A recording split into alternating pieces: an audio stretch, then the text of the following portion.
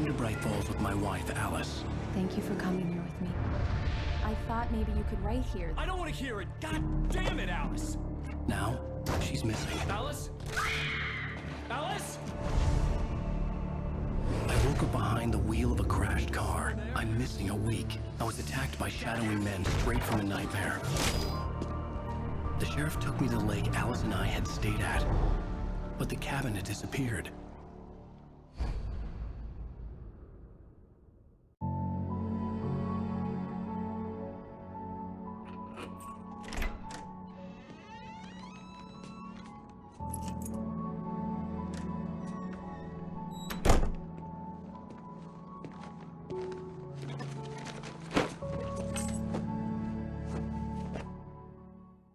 Honey, I'm home.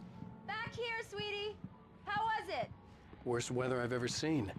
You should put some coffee on. It'll warm you up. Hey, handsome. This is gonna be a long night, but these shots are turning out great. I guess you're gonna need that coffee then. I'll go put it on.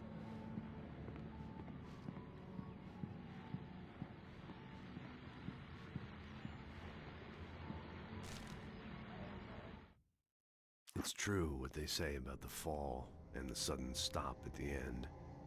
I'd lain here in the snow while the lurid chain of scenes that had led me here kept playing in my head. A rerun of my own private snuff movie. A memory of my corpse.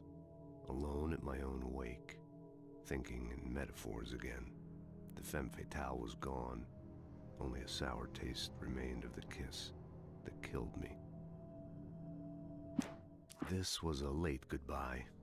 13 years after I'd gotten my revenge, it had finally caught up with me. It had been a long time to bear the pain. My blood painted the snow red.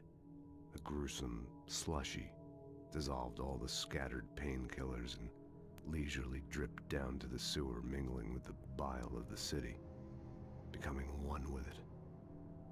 I can see them now. My wife and my baby. Honey, I'm home.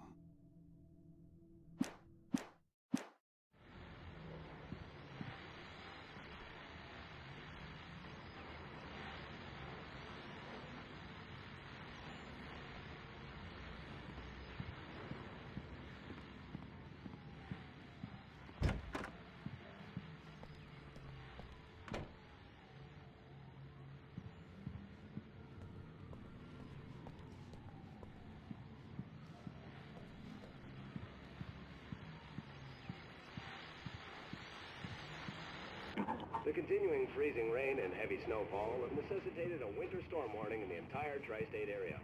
People are advised to stay indoors as many roadways are already closed, and city officials are not expecting snow crews to keep up with the weather. We're now on the third day of the blizzard, and the weather is not expected to clear up anytime soon.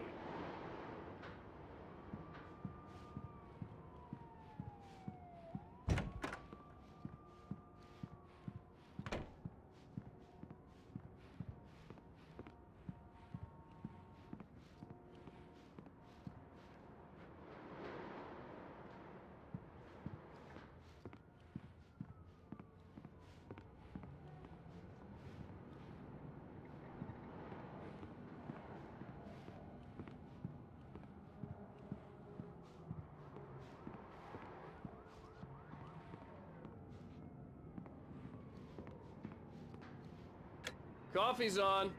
Great, thanks. I'll need it if I'm gonna finish this by tomorrow.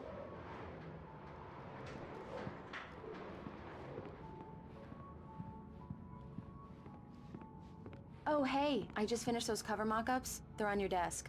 Tell me what you think. No kidding. I didn't think you'd get them done this quickly. On occasion, I can perform all sorts of miracles, my dear. Oh, really? Well, you seemed to think so last night.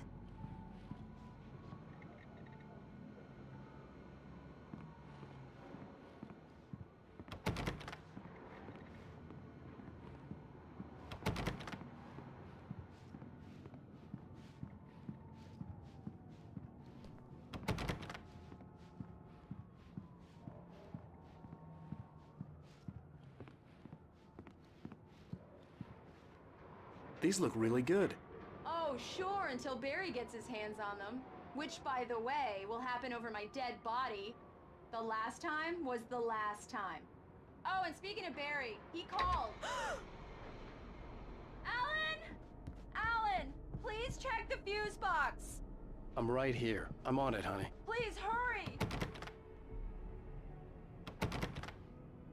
Honey, it's a power outage. I've got the flashlight. Okay. Hi. You okay? I'm sorry. It just really spooked me. Don't worry. We'll just break out the candles. I know it's stupid, but it's just... Especially when I'm not prepared for it, you know? It gets to me. I love you. Tell me a story, writer. Okay. I used to have these nightmares when I was a kid.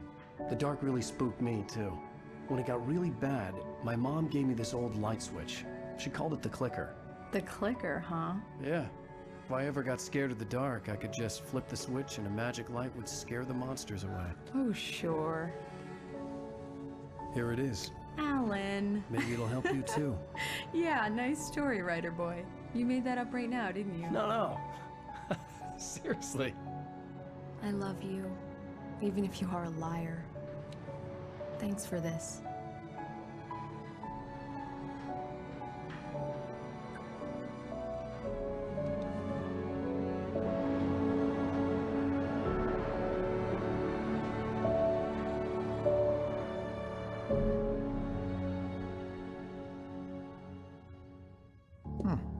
How do you feel, Mr. Wake? Any nausea, disorientation, anything like that? Mr. Wake, how are you feeling? I'm okay. My head's fine. I had to lie about my headache and memory loss. He'd send me to a hospital for tests. I couldn't leave without Alice. Very well. I don't think you have a concussion, but you've obviously been through quite a shock. You should take it easy for a couple of days. Thanks. Well then, Mr. Wake, we're done here. If the pain gets any worse or you experience any other symptoms, you should come see me. I'll let you get on with it then. Sarah, Sheriff Breaker, is waiting for you. She's very good at her job. I'm sure she can locate your wife in no time. Doc Nelson was the image of a small-town doctor. Sheriff Breaker had called him to the station to take a look at the cut in my head.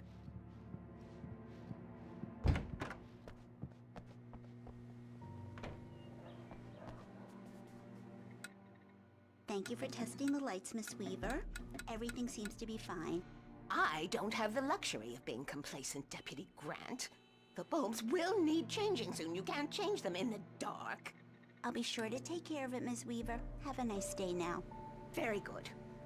I'll come back later on to remind you, just in case.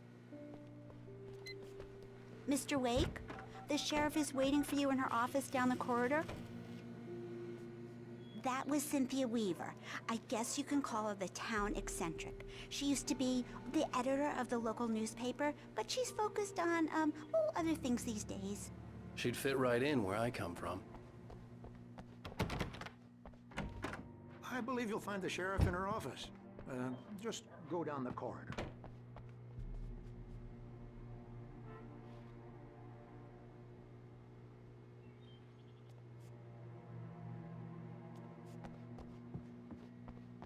Come in, Mr. Wake. Your phone's on the desk. The battery was dead. It's charged now. Have you started looking for my wife yet? My men are already on it. Now, can you tell me what happened? I'm not sure. I can't remember. We were arguing. I walked out of the cabin. The cabin on Cauldron Lake? How did you end up at Stucky's gas station? I wanted to tell her what had happened last night, but I couldn't. She'd locked me up. Excuse me, I need to take this. Hello? Alan, please help me. Alice? Stop talking to the law. You'll do exactly what I say if you ever want to see your wife again. Who is this? Go to the back lot. There's a hole in the fence on the left. Look inside the junker. I left a little something there to convince you we're all on the same page here. After you ditch the cops, you're gonna meet me in Elderwood National Park. There's a spot called Lover's Peak. Midnight. Don't do nothing stupid, pal. for watching you. Mr. Wake, can I help you with anything? I need to get some air. The sheriff said I could go out back. Of course, Mr. Wake. You can get there through the cell corridor. Just don't mind Walter in there. He's one of our regulars. I thought he quit drinking for good. Hey, can you turn the light? The light's on! The deputies, they don't understand. Thank you, man, thank you. Hey, you're alright. You're a good guy. Don't let anybody tell you different. You know, I shouldn't even be in here. The cops. In spite of its human mask, to describe the dark presence as intelligent would have implied human qualities on something decidedly inhuman. Nonetheless, it found the one spot in the diner that was dark enough. Some light spilled into the corridor, ravaging it. But it took the pain. Horrible as it was, the writer would soon fix that. He would be coming to the one place where it still had power.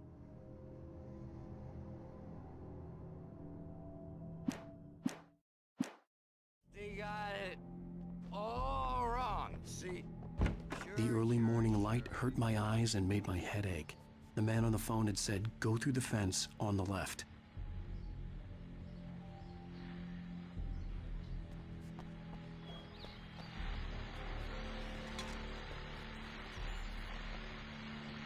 Well, folks, it's been another long night, and it's about time for me to sign off for a while. God knows I need my beauty sleep.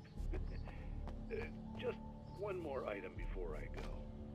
It's been a busy night for the sheriff's department. We've had a few broken windows, even a report of shots fired on Main Street.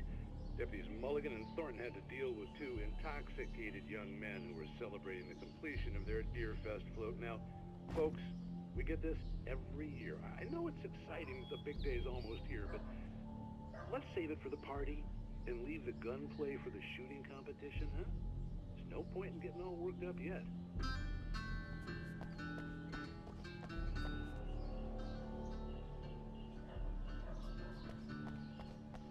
The caller had told me to find a hole in the fence behind the police station. There was something for me in an abandoned car.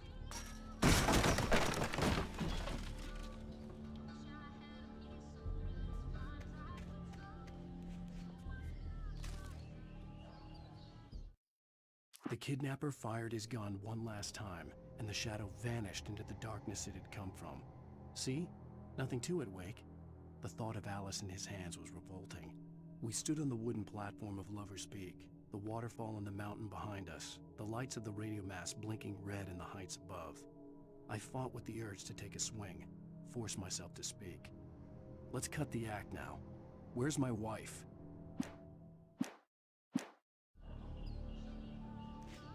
Alice's driver's license had been placed on the front seat. The caller meant business. Barry? Ow! Ow! Thank God! Where the hell have you been? I've been trying to reach you for a week, you and Alice. Oh, I've been worried sick. I flew out yesterday. I'm here in Bright Falls. Barry, listen to me. I'm at the sheriff's station. Come and get me. I can't talk now. Ow! What the hell is going on? I had to get the sheriff to let me go. I needed to get to Elderwood National Park to meet Alice's kidnappers.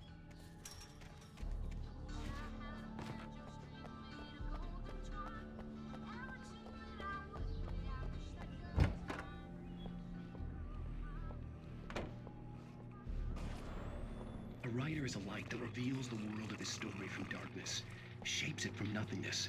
The way a sculptor carves a statue from a block of granite. If I stop, the world I'm making dies. Darkness will reclaim it. It's a long, hard journey into the dark. Alice's life is at stake, but I can't think about that, or I'll lose it. The dread lingers at the edge of perception. I'll push on. Anything is possible here. I'll write the story. I'll save her.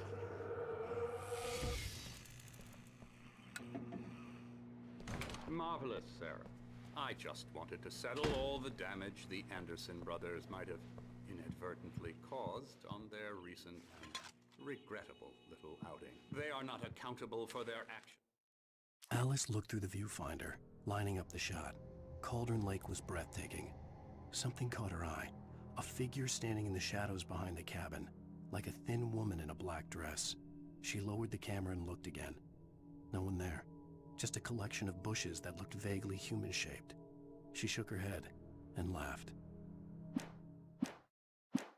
actions, of course, I can assure you that my staff has been reprimanded. Tor and Odin never caused any trouble to anyone when they were still living at their farm. Indeed. All we can do is to slow down the progress of their dementia. Are you feeling any better, Mr. Wake? I'd like to leave. Am I free to go? Well, we still need to talk about... Am I under arrest? No, of course not. But I need to know where you'll be staying so I can get in touch with you. I'd avoid the motel. The Majestic is known for its roaches. The cabins at Elderwood are pretty nice, though. That sounds perfect. I'm Dr. Emil Hartman. I'd like to invite you to stay at Cauldron Lake Lodge. Did you talk to my wife? I had the pleasure of discussing your situation with her on several occasions. Did you set something up with her? I invited her here. My clinic is a place where... Oh! Hey! Oh, my! Take it easy. Hey, nobody move! Get your hands off of my client! Who are you? I'm Barry Wheeler, his agent. If you have business with Mr. Wake, you talk to me. You yokels won't know what hit you once I sick my lawyers on your asses. No harm done, Sarah. I'm all right. I don't want to press charges. Mr. Wake, my offer still stands. Get me out of here. What the hell was that about, Al? We don't need a replay of that thing with the paparazzi. I thought they were gonna lock you up. I had to talk to someone. I told Barry everything. He thought I was certifiable, but when he heard about the manuscript, I had him. The fact that I'd written something, even if I couldn't remember it, was enough for him. He smelled money. And he believed that Alice had been kidnapped. Anything beyond that was another story. I had a midnight appointment with the kidnapper in a place called Lover's Peak, somewhere in Elderwood National Park. The plan was to rent a cabin. I don't like it, Al. I don't like any of it. It's not good. In fact, it's the absolute opposite of good. Mr. Wake! Barry, you found him! Hi, Rose. Oh, wow. I was just thinking about you, too. Great. I was just bringing Rusty some coffee. He's on the balcony, looking after Max. Poor thing. I really need to go. Great to see you again, Mr. Wake. Later! Who's Max? What an airhead. Jeez, Mr. Takes a swing at everybody. This is not her fault. She's a very nice girl and, more importantly, a fan. She even has a fan site dedicated to you. And she was very helpful when I was looking for you. Seriously, Al, what you were saying in the car? Just listen to yourself. What, you shot a guy? And his body just disappeared? When was the last time you slept? What, are you high? Have you been drinking? No! Look, Barry, I'm missing a week. And someone's got Alice. Do you and everything's understand what it sounds like when you say stuff like that? Don't get me wrong, it's a good story, could be a bestseller. But when you start confusing fiction with reality, you're buying yourself a ticket to the funny farm. Wait here. Easy there, boy. I'm almost done. Hey, Rusty, right? You rent cabins. Oh, Mr. Wake. I'd shake your hand, but mine are kind of full here. Actually, I'm sorry about this. Would you mind grabbing the registration form from the desk? It's just across from Bucktooth Charlie. Okay, sure. What happened? Seriously, Al, you can't just go and meet a kidnapper. Those situations always end up in disaster. You gotta talk to the cops. She's my wife, and it's my call. Can we talk about this later? No. This whole thing, listen, you hit your head. I mean, geez, Al, come on. You gotta understand how crazy all this sounds. If you're trying to pull a joke on me, freak me out, it's working. Ha ha, let's have a laugh on Barry. Well, you had me going there real funny, Al. You can quit it now. I think this is the form you wanted. And here are the keys. Okay, you're all set, Mr. Wake. Glad to have you staying here. Thanks. Can you tell me how to get to Lover's Peak? Oh, sure. It's at the end of the nature trail. Just follow the paths, you'll get to it eventually. It's an easy walk. Nice spot, too. If you have any trouble finding it, just keep your eyes on the radio mast. It's right below that. Oh, and hey, if you take a walk in the woods, Watch your steps so you don't end up like Max. I guess I'm a little worried. We got a bunch of campers out there we haven't heard from. It's not like these people are on a schedule, but with the traps, well, you know. I just don't want any trouble. Right. Thanks. Look, Al, you're asking me to believe that you shot a dude who went poof into thin air, a guy who was bulletproof until you pointed a flashlight at him.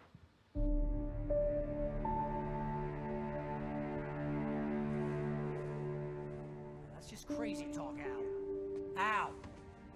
Al? We should go to the sheriff or call the FBI. Damn it, Barry, they'll kill her! This is not a goddamn debate, Barry. I'm going to Lover's Peak. He said to come alone. Okay then. I understand. You're my best friend, and I'm worried that you're not right in the head. Tell me what to do to help, and I'll do it. You stay here, and if I'm not back by morning, call the cavalry.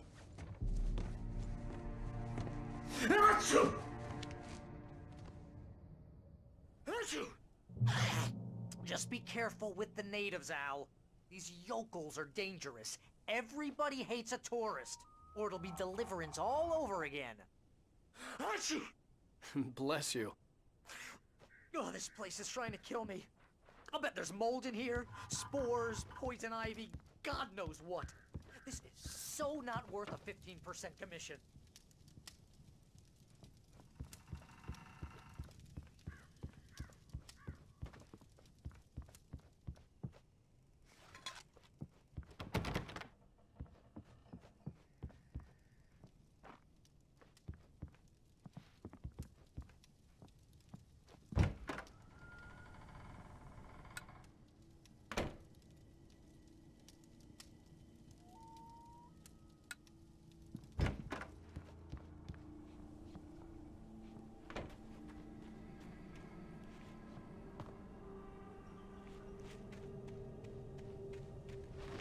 I'll wait here, Al. I'll hold down the fort. I'll be with you in spirit every step of the way, Al. Locking the door now.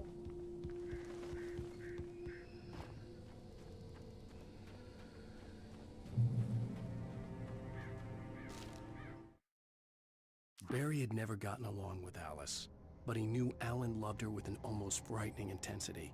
And now something had happened to Alice. And here was Al armed with a gun and saying things people got put in padded cells for. It was as if his friend had experienced a massive psychotic episode and was now totally disconnected from reality. It scared the shit out of Barry.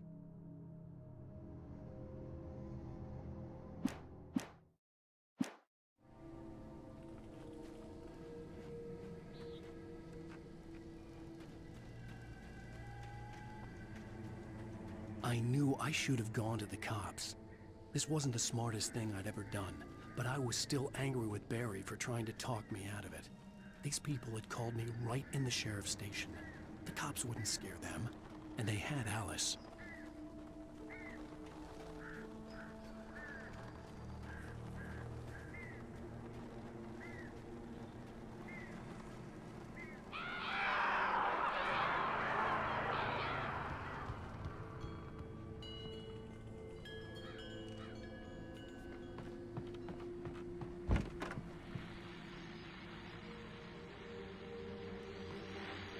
Welcome back to the show, folks. As promised, our very own Dr. Nelson has just parked his rear end in the studio. Doc, what's your Deerfest plan like? My plan? You make it sound a lot more organized than I ever seem to manage.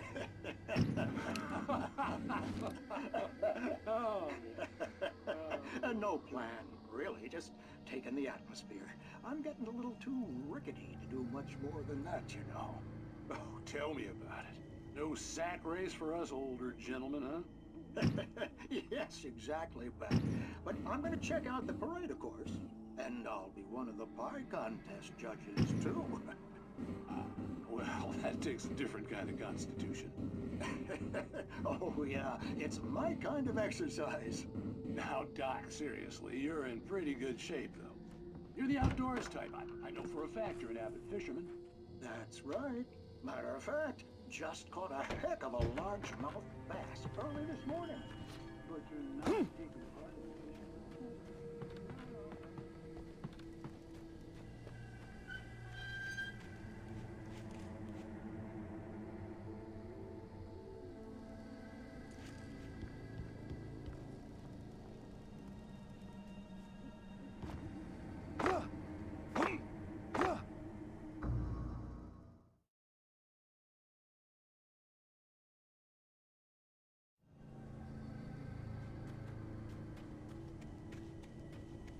I knew I should have gone to the cops. This wasn't the smartest thing I'd ever done, but I was still angry with Barry for trying to talk me out of it. These people had called me right in the sheriff's station. The cops wouldn't scare them, and they had Alice.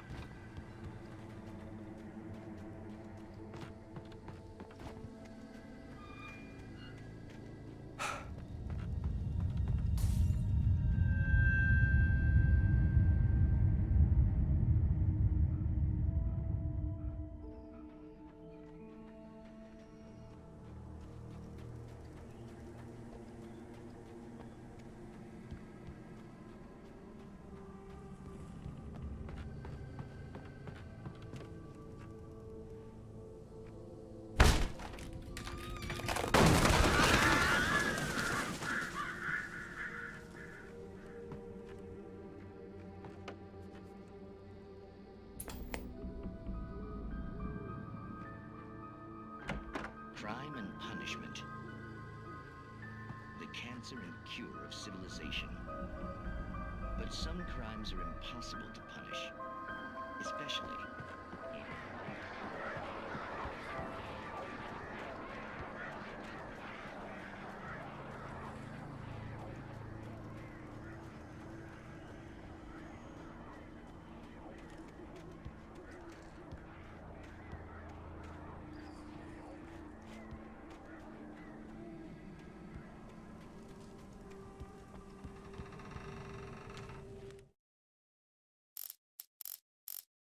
Rose knew that Rusty was in love with her, and she liked him too. She liked him a lot. He taught her to dance, and life had certainly taught her the value of a man who was gentle. He treated her well, made her smile, made her feel good. But Rusty wasn't the prince of her dreams, and that tended to underline the unbearable truth. She was no closer to that Hollywood magic than he was.